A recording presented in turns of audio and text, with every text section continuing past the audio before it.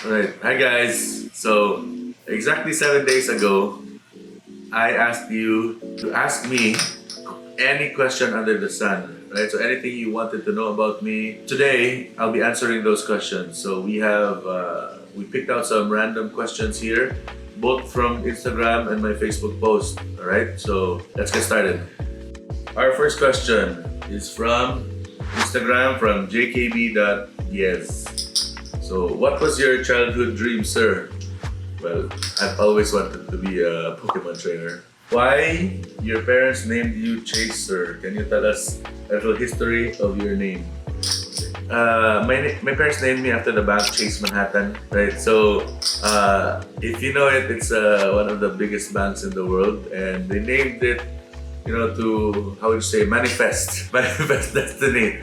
So, I'm happy that they named me after that bank. So, next question. Chase, can you move a bit to the money? Okay, to the money. I like that, to the there, money. there. Question number 3 is from Facebook.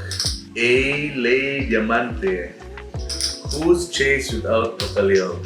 Serious to Dayan.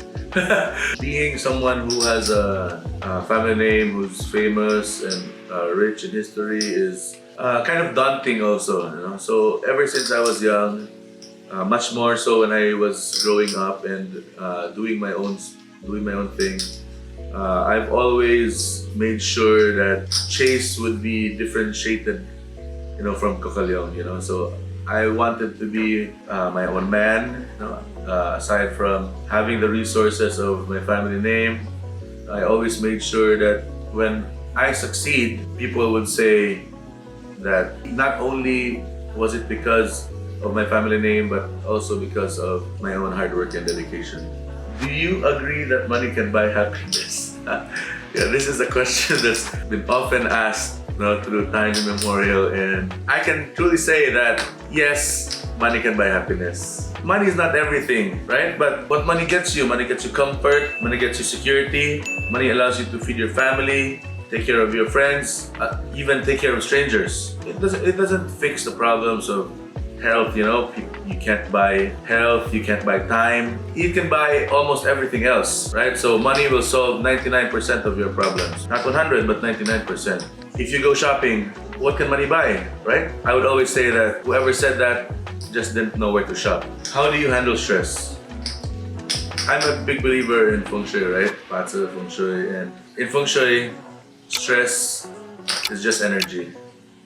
It's the energy of the day, energy of the month, energy of the year, so the hourly energy, whatever. So stress, I don't take it as most people, like a burden. I see stress as it's there, it's a cycle of life.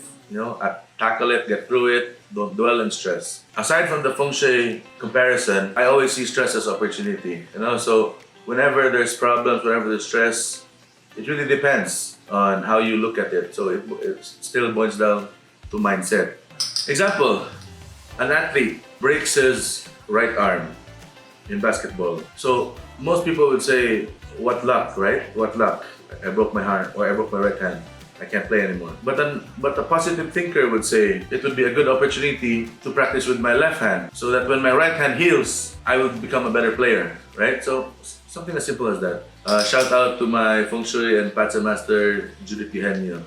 Next question is from y.ngxx. I don't know how you guys make these names. Have you ever been financially unstable? What did you do to solve financial problems?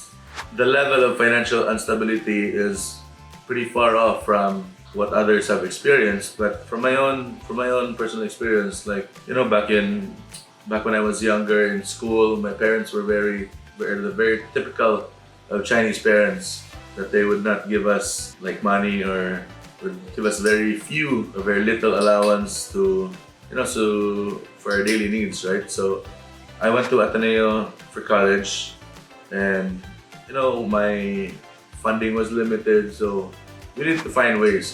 So instead of buying food from the canteen, I bought a rice cooker, and kilos of uncooked rice, canned goods, and other stuff that you can. I used to save to make the ends meet from month to month. Yeah, so it's not what most people experience, but from my own experience, it's something that it's related to financial instability that I've gone through. Alright, next question is from bambam_t. Dili masuko imong wife, sir, nga mag-usik-usik kag hatag og kwarta. Haha. Actually, my wife's very supportive, so I don't see it as usik-usik, so I see it as I said before, helping other people out in a fun way, as well as building my own personal brand. It's really, it's something, it depends on how you look at it. A lot of people would say I'm throwing away money, but it depends on perspective, right? In my own perspective, I'm building my brand and giving back. So bottom line, my wife also had the same perspective, and she supports what I'm doing. Pila ka buok imong source of income, sir?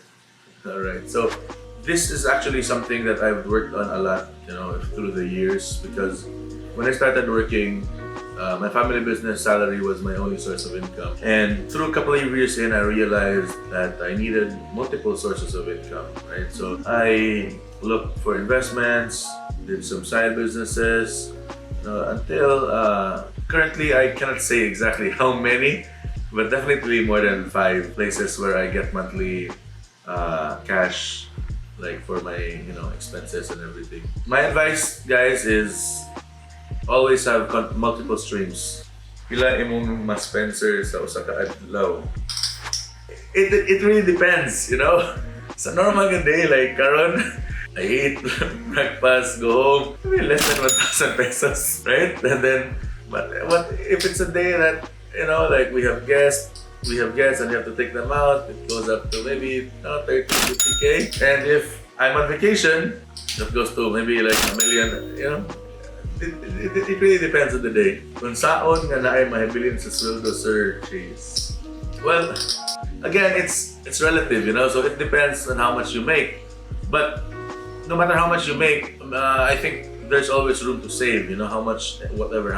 You make minimum wage, right? That's probably the lowest you can go, right? You make minimum wage. Hopefully you're not supporting an entire family, so you can make sure you get your expenses first, then you do your basic needs, and then hopefully you can save maybe like 500 a month at minimum wage, right? Minimum wage at 435 a day. So maybe like 1 day of wage you can save, at least, hopefully, right? So make sure that you set that aside, you set your expenses aside, and whatever is left, maybe you can budget for meals and whatever, then you can adjust. Sir, what is your advice to those breadwinners who are struggling to balance work and leisure? And how can be a wise investor? Thanks in advance. PS na untay giveaways na appeared on my questions. Related to the previous question, so if you're the breadwinner of your family, that puts an extra, burden on your shoulders, right? So I know the stress of succeeding in your business and having to think about the people at home. So my advice would be focus on work. Focus on your work, especially when you're starting out.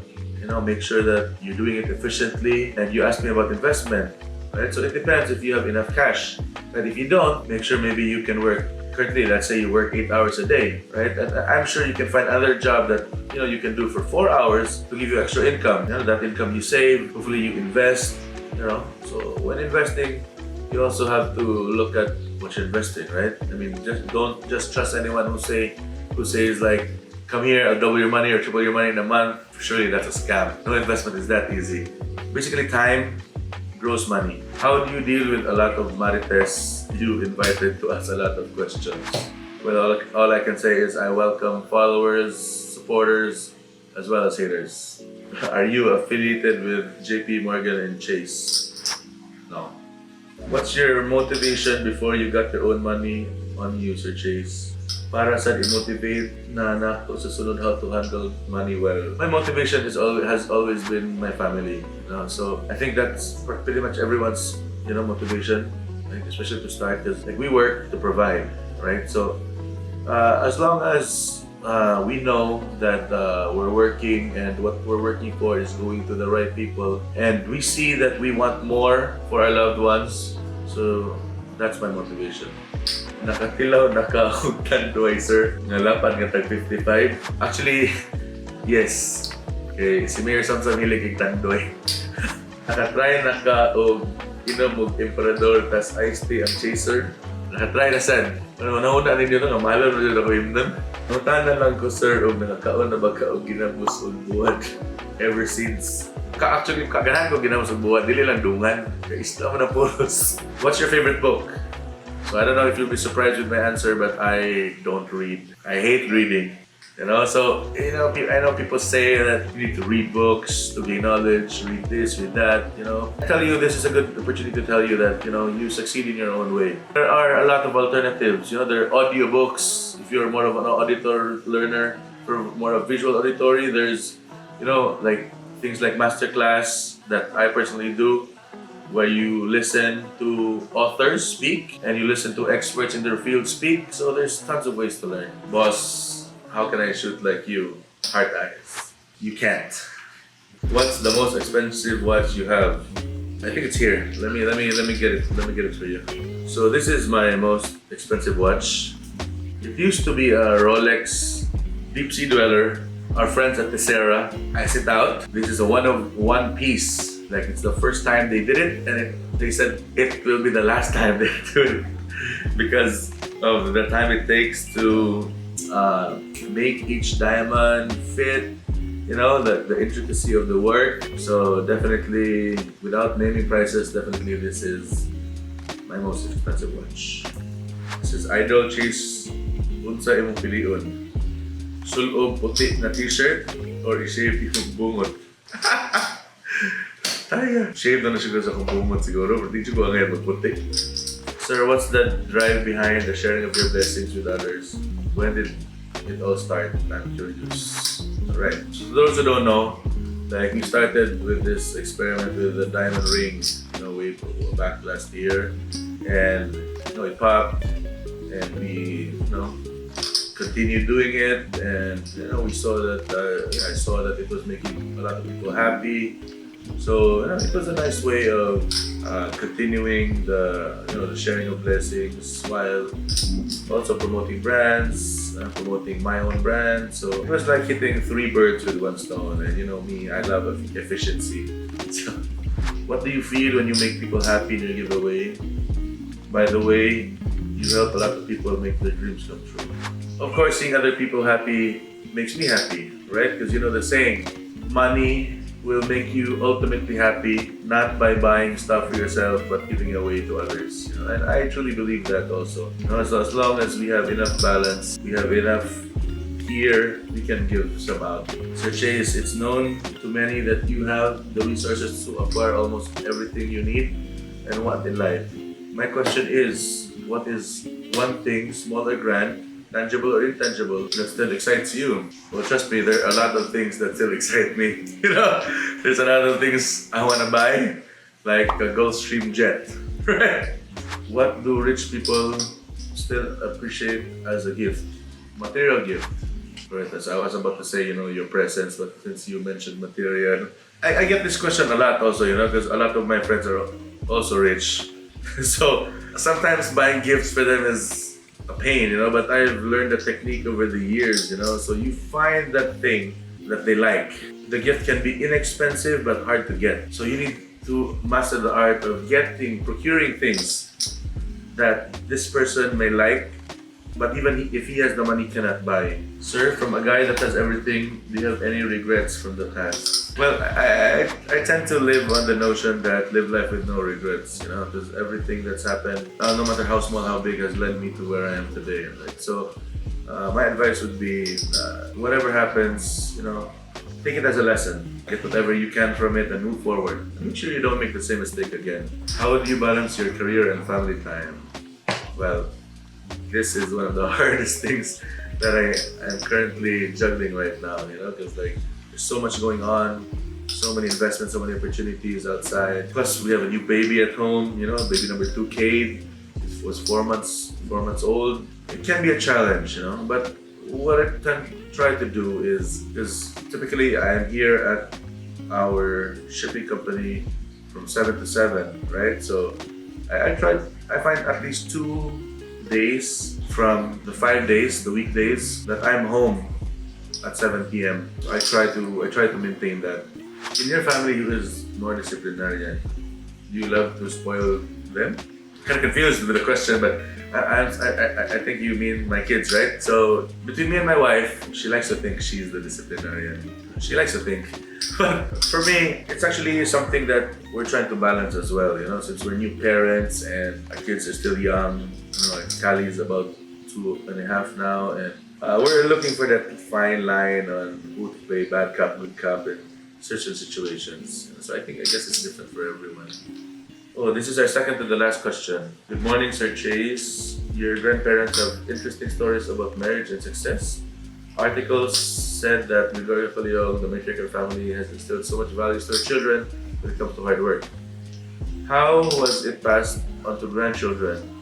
What was the very important lesson you learned from her? So before, our mainline was really textile, right? So that was the company my grandmother founded and my grandfather. And we used to have our bodega or warehouse at home in Mabolo where we used to live. And we had, you know, 2 bodegas filled with inventory of, you know, rolls of cloth, right? As I said earlier, like I had limited allowance, right? So what my grandma would do is like, I would be the one to check inventory for the day, right? So whatever was in the truck, we put it inside. I make sure that inventory is correct. So I do that after dinner, right? Around after the employees had dinner also.